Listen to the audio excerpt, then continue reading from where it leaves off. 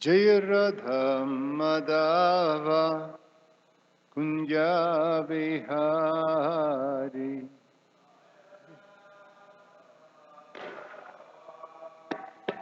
Kunja Vihari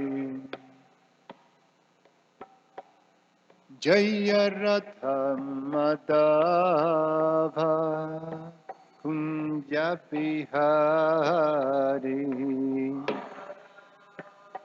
Madhava Kunja Vihari Gopi Jana Bhalabha Giribharadhari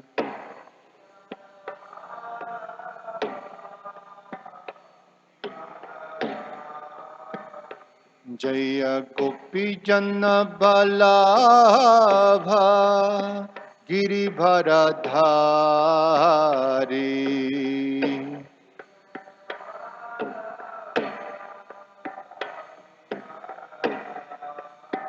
Jashodanandana Brajajana Ranjana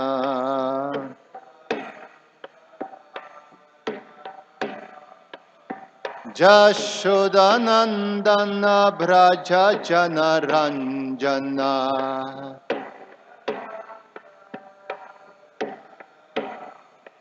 Jamunatira Vanachari Vanachari Jamunatira Vanachari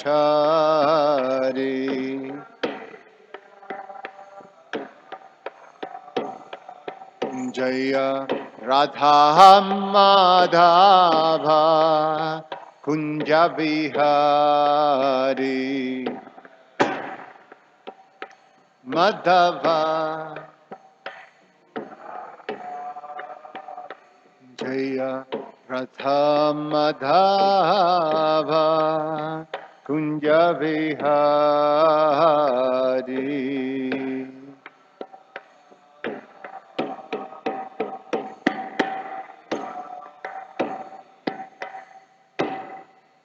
Jayam Vishnupad Paramahansa Parivrajagacharya Ashtotarashata Srimad His Divine Grace A.C.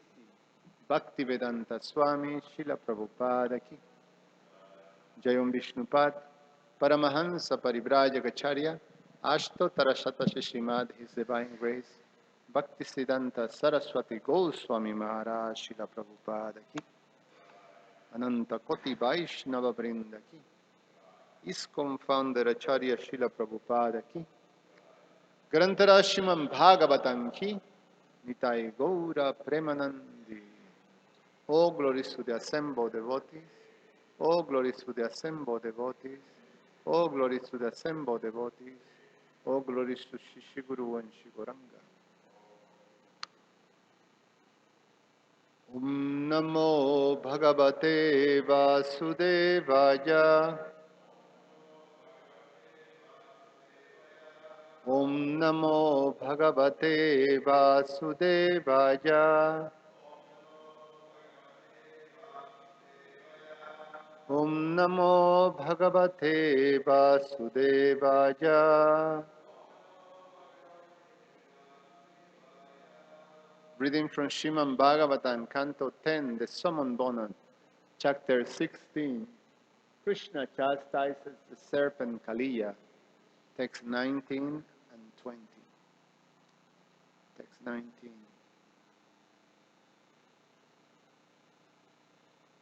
Antarhrade bhujaga bhoga paritamarat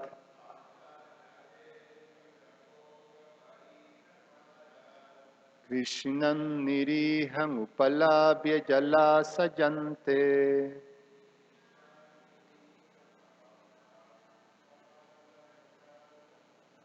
Gopanscha muda dishanam paritapasumscha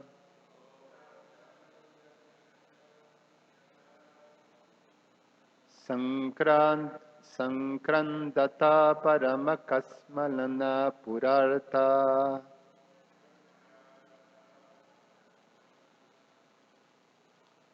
Anterhade Vijagaboga Paritamarat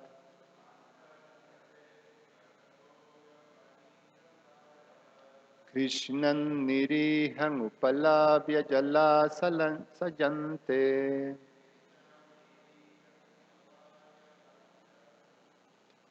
Gopanscha Mudhadishanam Paritapasumscha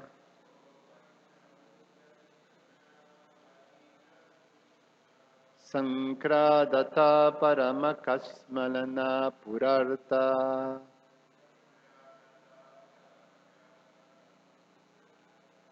Antarhade Bhujagabhoga Paritamarat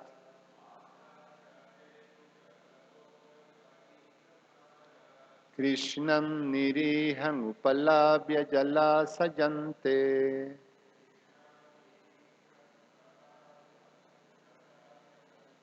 Gopanscha Mudadishanam Paritapasumscha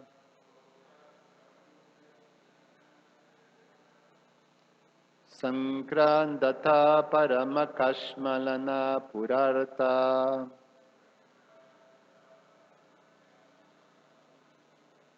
Please chant.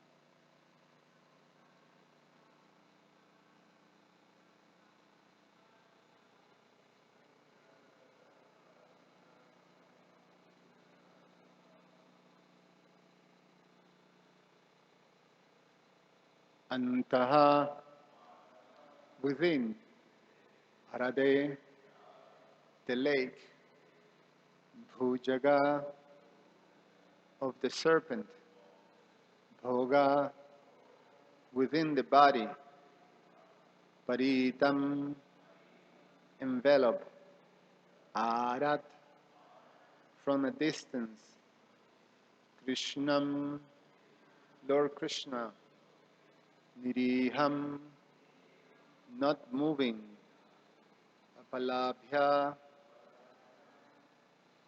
Seeing Jala Asaja, the body of water, Ante, within, Gopam, the cowherd boys, Cha, and Mudha Deshanam, unconscious, Paritaha, surrounding, Pasum, the animals, Cha, and Sankradataha, crying out, Paramakashmalam, the greatest bewilderment, Apuhu, they experience, Artaha, being distressed. Translation and purport by the disciples of His Divine Grace A.C. Bhaktivedanta Swami Srila Prabhupada Ki Jai. As they hurry along the path to the bank of the Yamuna River, they saw from a distance that Krishna was in the lake, motionless within the coils of the black serpent. They further saw that the cowherd boys had fallen unconscious and the animals were standing on all sides crying out for Krishna. Seeing all this, the residents of Vrindavan were overwhelmed with anguish and confusion. Purport. In their grief and panic, the residents of Vrindavan tried to find out whether Kaliya had forcibly dragged young Krishna from the shore into the water, or whether Krishna had himself jumped from the shore and fallen into the clutches of the snake. They could not understand anything about the situation, and Krishna's cowherd boyfriends, being unconscious, were unable to tell them anything. The cows and calves were crying out for Krishna, and thus the whole situation was overwhelming and creating a state of shock and panic among the residents of Vrindavan. Text 20. Gopyo nurakta manaso bhagavatyanante tat sauhridasmita viloka girasmarantya graste hina prijatame brishatu katapta Sunya priya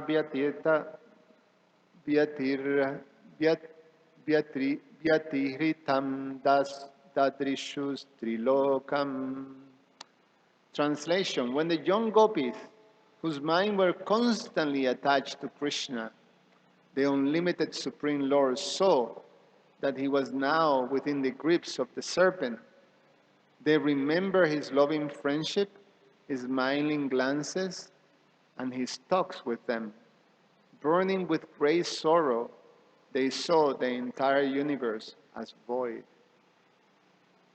Om Jnana Timirandasya Jnananjana Shalakaya Chakshur Ummilitam Yena Tasmai Sri Guruve Namaha Namo Om Vishvadaya Krishna Vasaya Bhutale Srimate Prabhupada Swami Namo Om Vishvadaya Krishna Vasaya Bhutale Srimate Bhaktivedanta Swami Iti Namine Namaste Saraswate Deve Gauravani Pracharine Nirveshesha Shunyavadi Pashatyade Shatarine Bancha Kalpa Tarubhyasha Kripa Sindhuvya Evacha Patitanam Pavanevyo Vaishnavevyo Namo Namaha.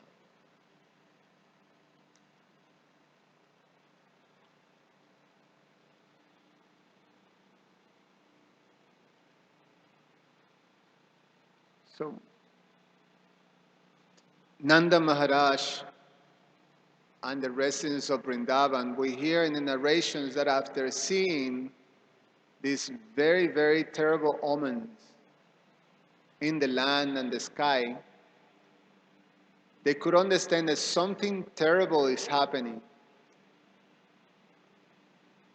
And immediately they think Krishna and the cowherd boys, Krishna, Balaram and the cowherd boys, they're out there, and then there's this terrible circumstances that are happening right now. So immediately they run towards the Yamuna River, following the path um, towards the Yamuna River, and as they come closer, the greatest fear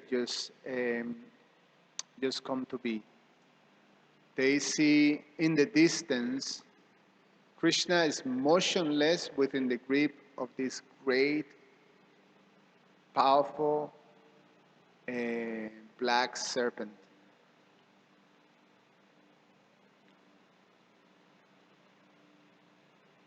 So the descriptions of the reactions of the residents of Vrindavan is point out in these verses, which is actually very human-like. These are natural reactions of how the mind works. In general, human nature, we can see that there's a particular way humans, process and act that you can perfectly see in the presence of Krishna, in the activities of Krishna, and those who are associates of Krishna, in the relationships that are there.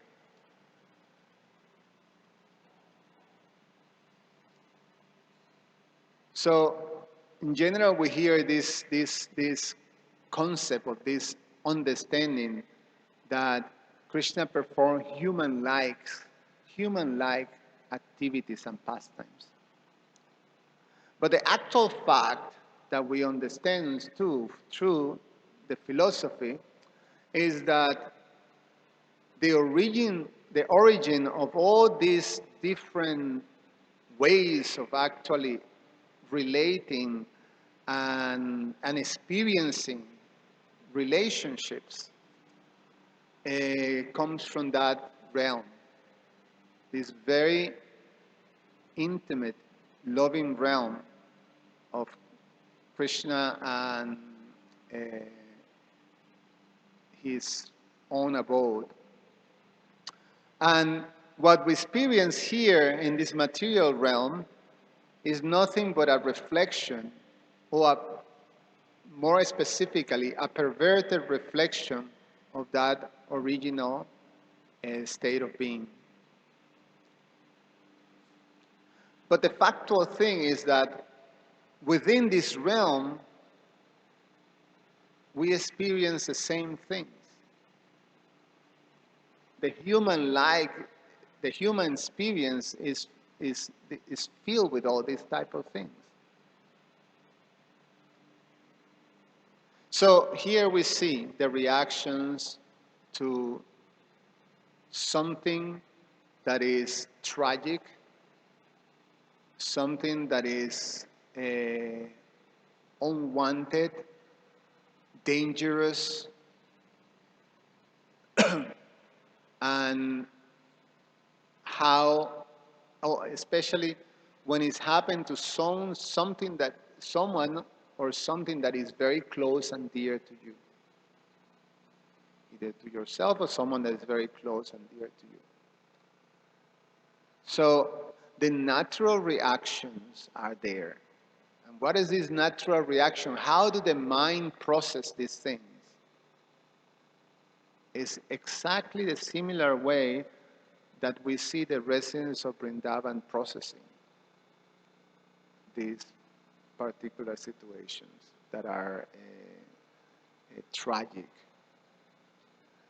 The first thing that the mind does when you come into a situation that you see that is of that tragic and terrible nature is that you're starting to find what's happening.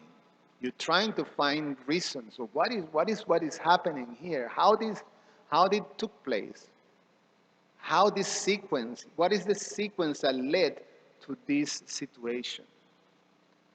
One tries to make sense of what one sees. So the minds start to think. So in this case, the Vrijavasis, did, did this serpent just came out and drag Krishna by force into the lake, capture and drag him? Or did Krishna jump into the lake and then got into this trouble? So you start to find, the mind start to find reasons, the sequence. And then when when one is in the face of this situation that you become bewildered because there is no explanation, you're in the middle of the situation, then in general, the one thing that the mind does is try to find what is this called counterfactual thinking. Basically, just try to go through the process of you're making a choice that brought you to that situation, and try to create a counterfactual or an alternative route that in which the result could have been different. So so you think, only if if we have sent, Balaram with Krishna, or if maybe Balaram would have protected Krishna and don't allow him to, be in this situation, or why, being Balaram Jayanti, why do the kids have to go into the forest? Why didn't they stay, and celebrate with all of us, and then taking the day off or something like that, things like that. One start to think. So similar, the mind works like that. But in general, what happens is that you go through all these different emotions.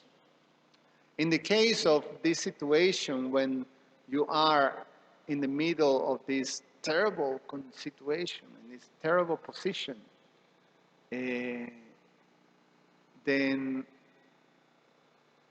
these natural feelings and sentiments comes out. So in this case, the lamentation and horror, fear, these things naturally arise when one's in these situations. So we can relate to these very much because they're natural human emotions. So therefore, there's one aspect that makes it very difficult to immediately understand that this is the spiritual world and how the spiritual world functions.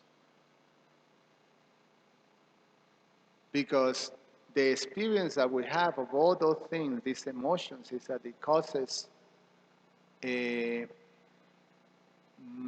sort of go deepen and deepen into this material entanglement. And the result of material entanglement is just suffering, dukkha. It's explained that this misidentification of the self out of ignorance causes this duality, to experience this duality of raga and dvesha, which means attachments and rejections. And these two leads to a complete absorption in material consciousness. And this complete absorption of material consciousness leads to suffering. So the experiences that we have, regardless all these different combinations and appearances and disappearance of these emotions, these human emotions, for us, can be always traced to the experience that are of suffering, dukkha.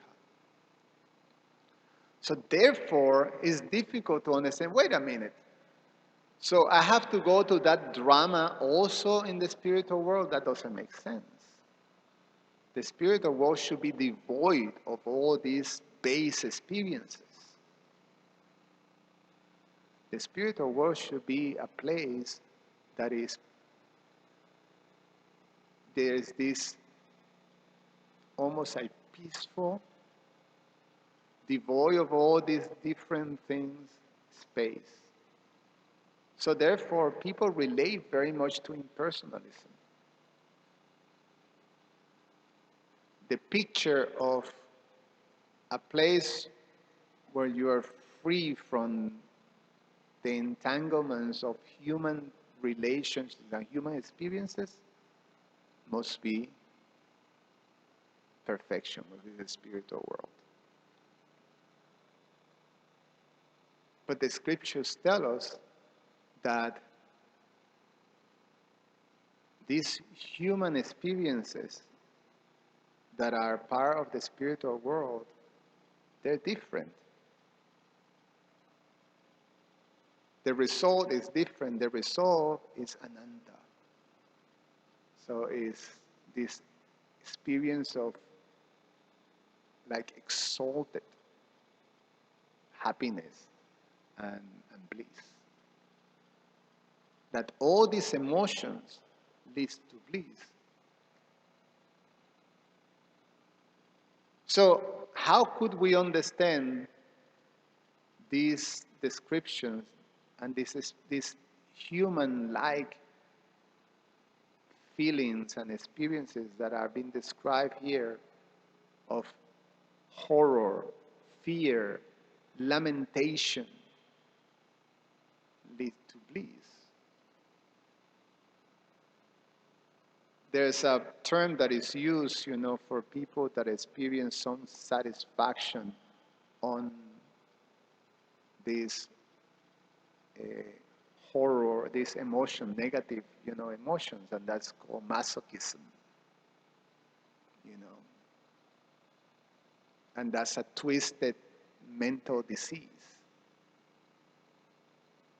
So for a normal being, it's very difficult to put together. But the fact is that that is the case.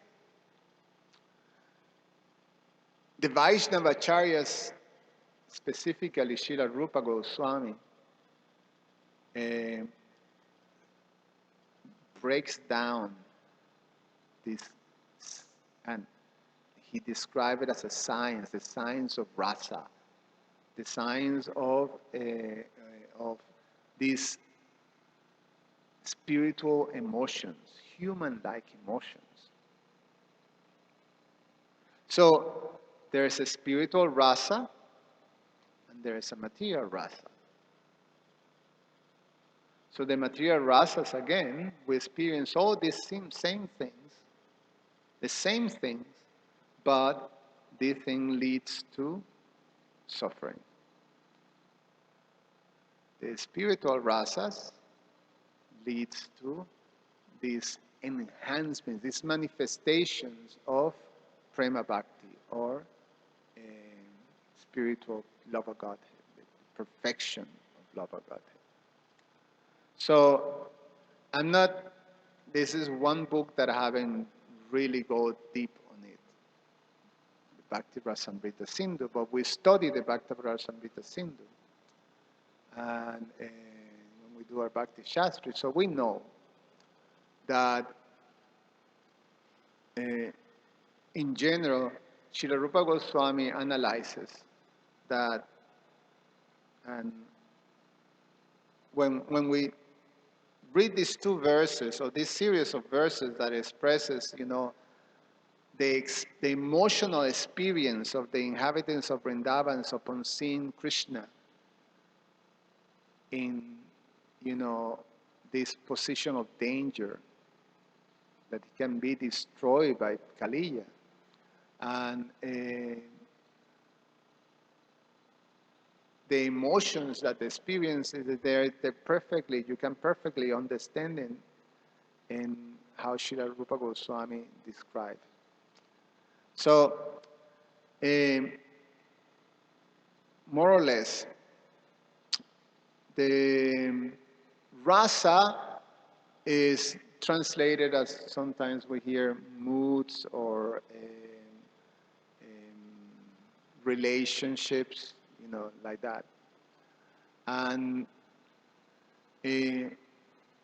one thing that is explained is that rasa has these 5 elements. Or the experience of rasa is connected to these 5 elements that allows rasa to manifest and churns the oceans of rasa. Sometimes they're called like waves. And actually, Srila Rupa Goswami described the whole construction of the Bhakti Rasamrita Sindhu is by waves. So the southern wave, the northern, like that, the eastern waves. So, this rasa, or this particular mood or relationship with Krishna that are described into 5 primary rasas: Shanta, Dasya, Vatsalya, what is it? Friendship is Sakya and Madhurya. So,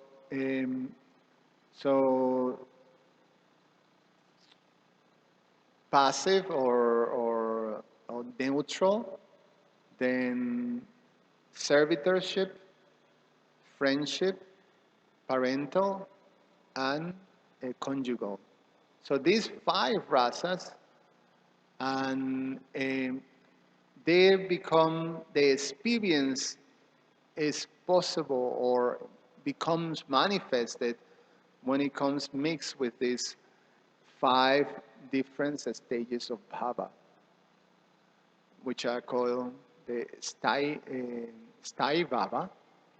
Then there is vibhava, anubhava, sattvika bhava, and vyavichari bhava. So Srila Rupa Goswami explains. So bhava is also described as mood, but the breakdown, and these are the terms that you study when you study the Bhakti Rasamrita Sindhu, but actually is deep. It really goes into an explanation, very deep explanation of these stages. But in a nutshell, in a simplistic understanding, is like that. The sthai bhava is like a dominant, permanent mood that ones have. And it is explained that this sthai bhava, or this term it's almost like a makeup. It's how you make up, how you wired to be. What is your personality made up? And that comes out, that nature, that personality comes out when you have different situations that you come across in the relationships. So for example, coming down, because remember, those same principles, that same science apply in the material realm. But in the material realm, again, it has, the result is all this, sort of miserable drama. It is explained that in this material realm, different things that we experience and different emotions that we experience start to shape how your your emotionally makeup. So we have, these difficult situations that you have to go through your life that marks you emotionally. And then circumstances basically brings us up. Suppose someone is very introspective and shy. That type of makeup becomes, is part of a series of things that happens to this individual that led to that makeup. Or someone is very extroverted and expresses himself and does all these things and very enthusiastic. So all these things create this particular mood, or like a dominant personality or dominant makeup. So in the spirit of all this is called, Srila Rupa Goswami calls Thai Baba. It's a predominant makeup. And then when a particular circumstance comes, then this vibhava means there is external symptom of, or an external manifestation of these emotions, or this personality. So, for example, if one smiles, that's an external manifestation. Once makes grind your teeth and you go like that, that's an external symptom. Or you do this or something, or you raise your arms, or you jump and dance. These are external symptoms. These are called vibhavas. And then anubhava is external. It's something that you cannot control. That all of a sudden, tears start to come. You can't control that. Well, if you're an actor, maybe, but you can control certain things that are internal. And that's called anubhava. This internal manifestation that are your control. And then this sattvika bhava explains that there is all now these powerful symptoms of the body, hairs standing on end, torrents of rain, tears, or fainting, all these things, having these explosions of emotion that you start to, this is plain rolling into the floor or jumping, this type of thing. There is this powerful manifestations of emotions that explodes in your body.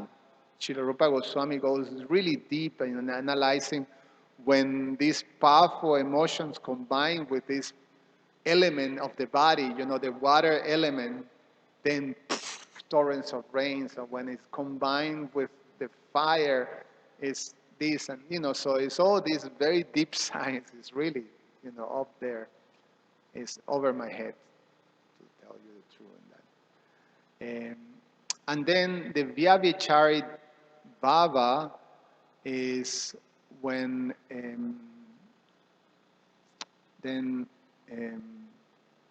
there is this static manifestation of the the emotional part. That's when you start to feel when there's this powerful emotions of attachment. It arises.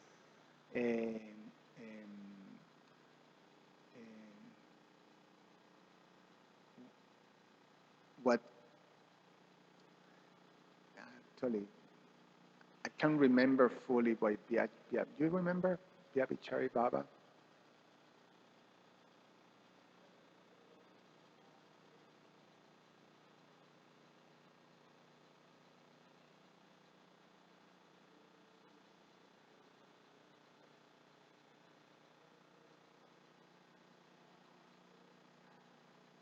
Yeah, it can be a little because, the Anubhavas is also like that.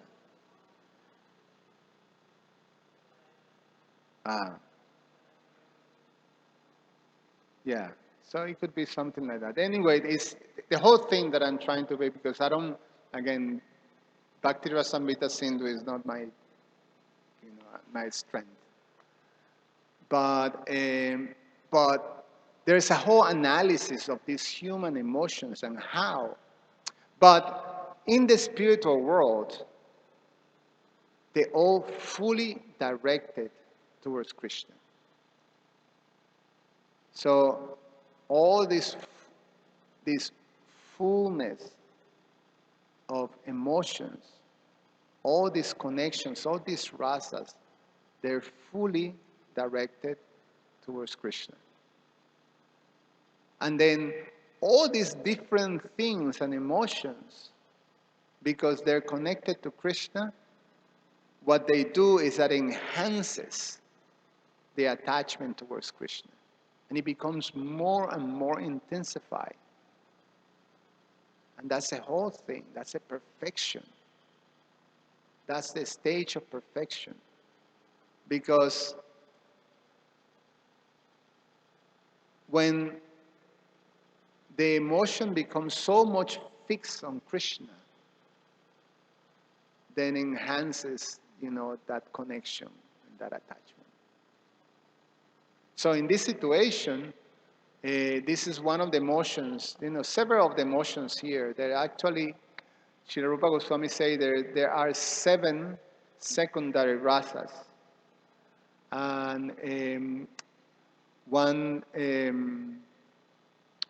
there is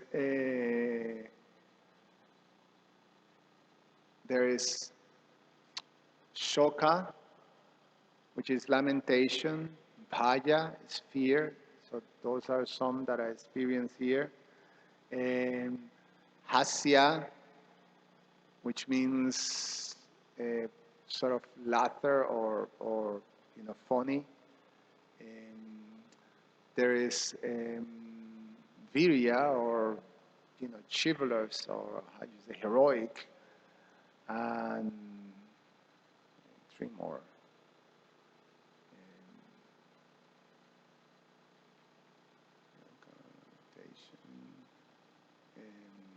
Do you remember?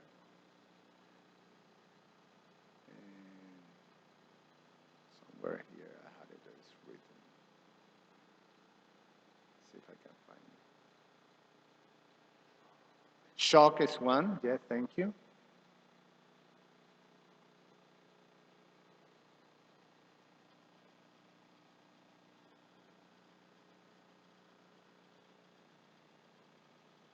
Yeah, I have to. Okay.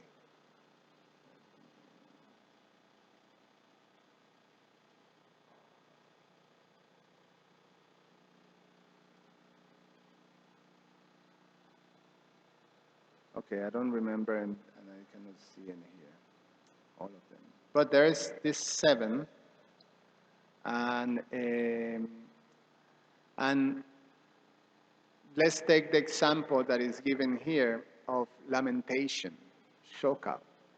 Um, um, in general, when another translation of this shoka is a mood that is pathetic. That's how it's translated.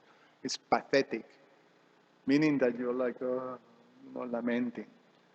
When something that is so dear is in a position that you can lose or you have lost, um, then you start to lament.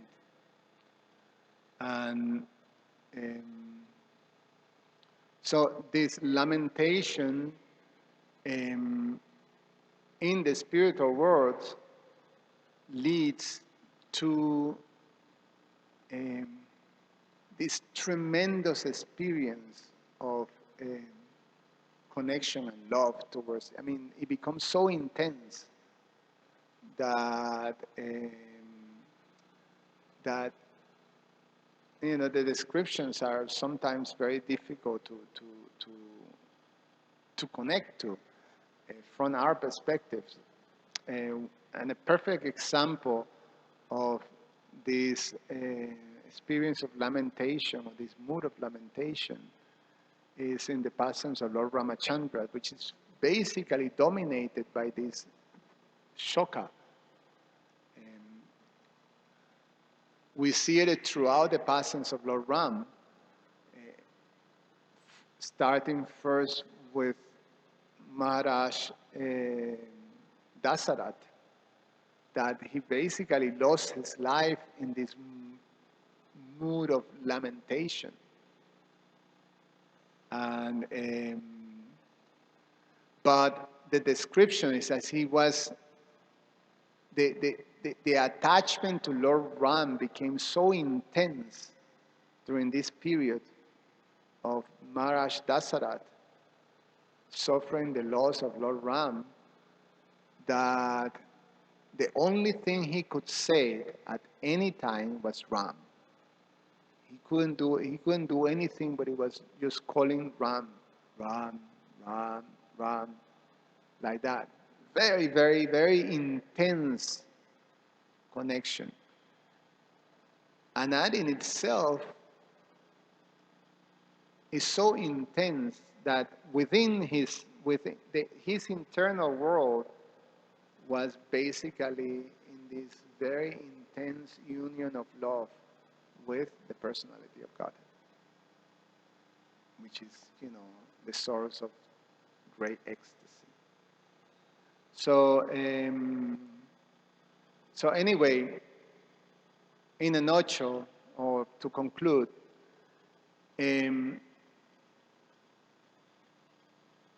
we can actually see and relate, and the beauty, one of the things, the purpose that is telling, the acharyas tell us about Krishna's descending to this world.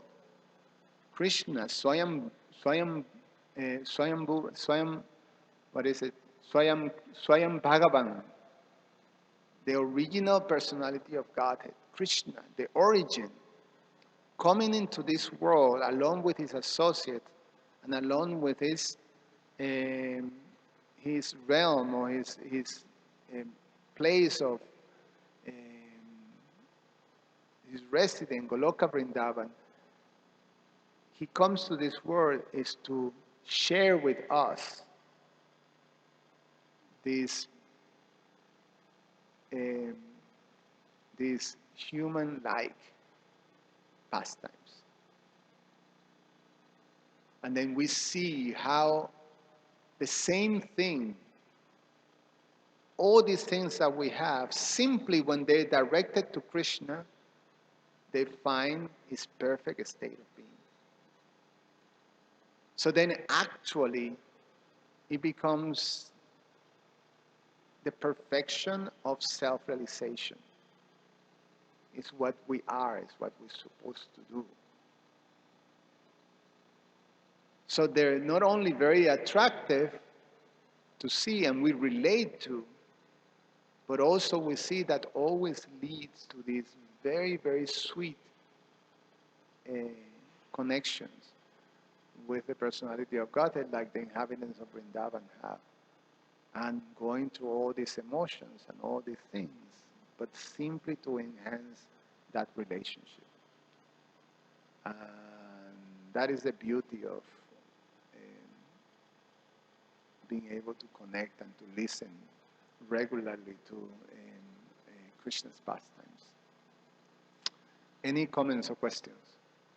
Yes. Prabhu. I was reflecting on how we humans have a need for emotional exchange, right? And when we hear about Krishna's pastimes, it presents the perfection of emotional exchange. So it's supposed to attract us, right? But sometimes I find that it's very difficult because we try to satisfy our need for emotional exchange with the emotions here without thinking about how we can have these emotions with Krishna in a pure form. I feel like my spiritual life, I like to talk about Krishna, chant his names, but when it comes to emotional fulfillment, I turn towards humans. I don't turn towards the Lord. Does that make sense? Right. So how does that switch happen?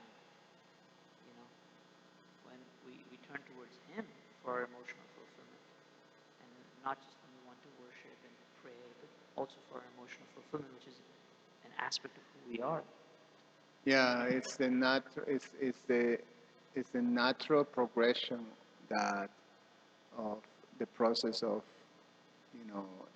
devotional service.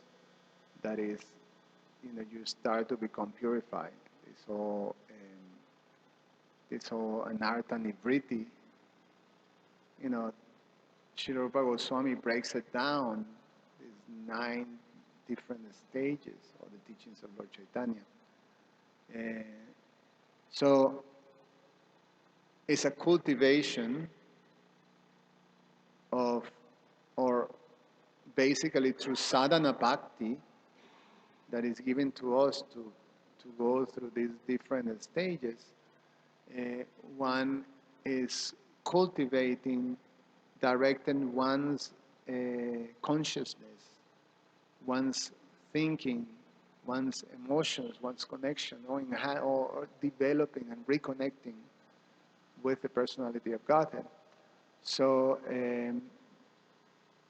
the purification is what is naturally will allow us to uncover or manifest that experience or that position of turning towards Krishna. What is it? Is the whole process of devotional service is sort of going deeper and deeper and deeper into this position of surrender or saranagati, faith. So our faith, it starts with, the simple shraddha, well, not so simple, but, you start with the basic, oh, there's something nice here. But that shraddha starts to go deeper. These are different stages of shraddha. As you go through, your shraddha goes deeper and deeper, meaning that as you become free from misconceptions of the self, then you start to go deeper and deeper and deeper into this faith, and deeper and deeper and deeper into the connection with Krishna. So it's a natural process. So as soon as we start to, first, when we go to this anartha nivriti stage, and then when our devotion or our devotional service becomes steady, nishta, then comes to the position of rati, right? When start to actually have this attraction. And then from rati goes into bhava, and then from bhava goes into prema. So the progression goes like that. So in terms of ourselves, we just have to apply ourselves to the process of purification, which, have this, there's many, but there's this 5 most powerful means of purifying oneself: chanting of the holy name, Srimad Bhagavatam, associating with devotees, deity worship, and holy place. So we applied ourselves to the process of purification.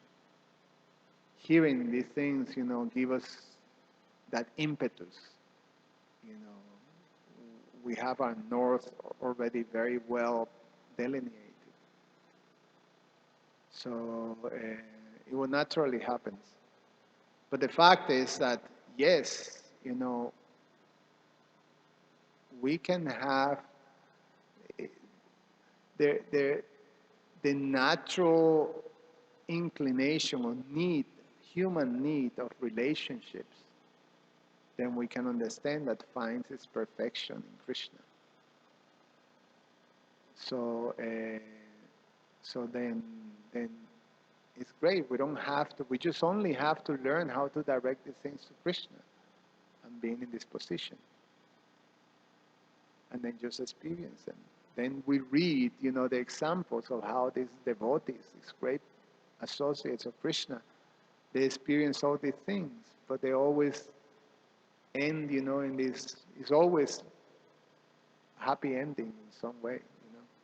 It's always, well, Lord Ramachandra is not a happy ending, the pastimes. It's always tragic. But, people feel so much, it's so beautiful that even in a cover way,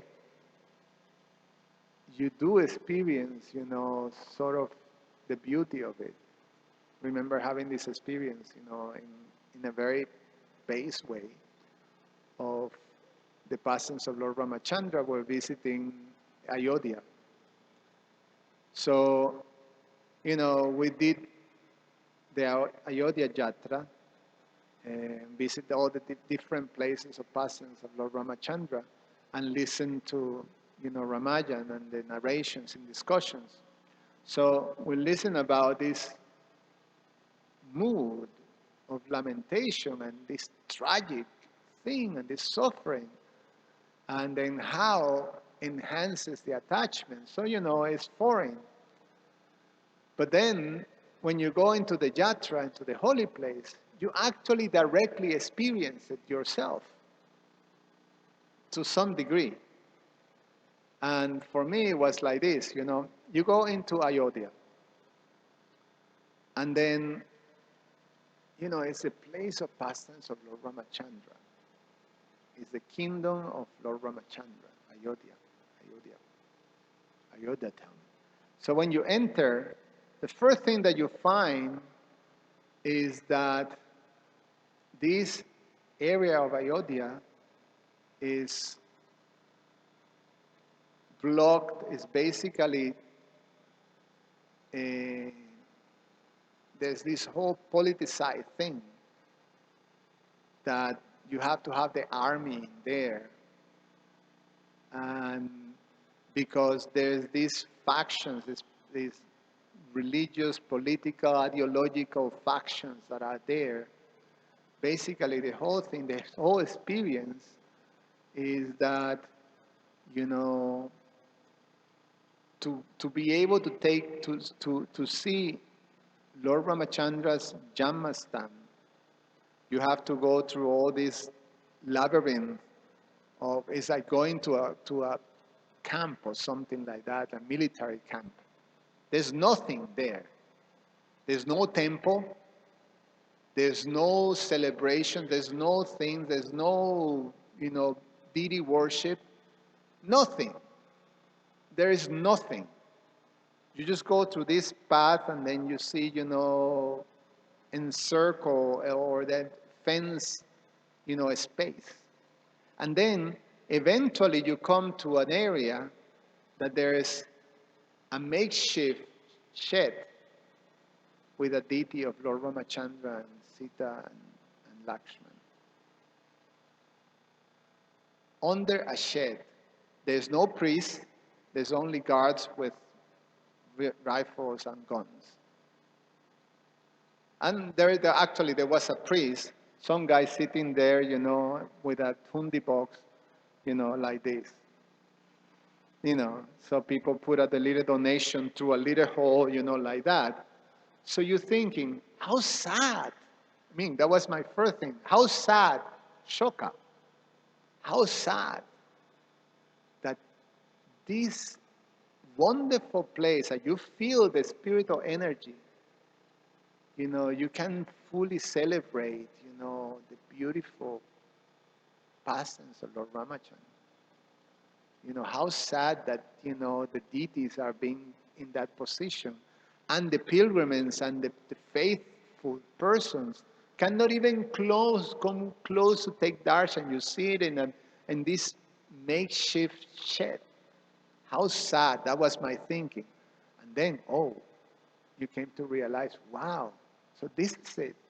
So, you get absorbed. The sadness brings you to how one, is in thoughts of Lord Ramachandra. Even, to a, you know, little cover of, sort of uh, Prakrita Bhakta. So, uh, so these things are there.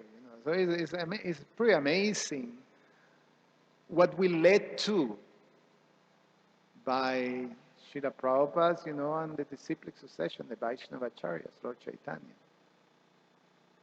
We're being given the opportunity to go deeper and deeper and deeper into this space of being, of experiencing the perfection of all human, existence.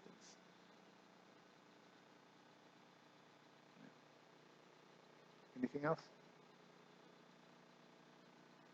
Krishna Arjun.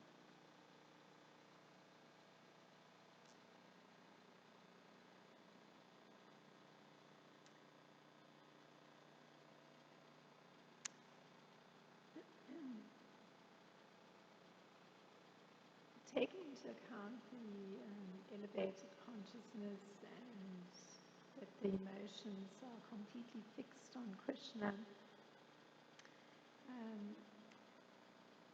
it's interesting you were pointing out that the pastimes are arranged that in some way they're understandable to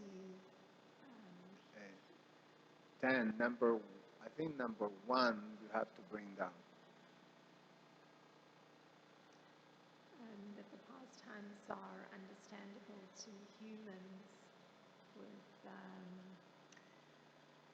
emotions that have more to do with their mental patterns than that the consciousness is functioning exclusively on the soul level. So there's something very interesting about the fact that the residents found the cowherd boys being unconscious. So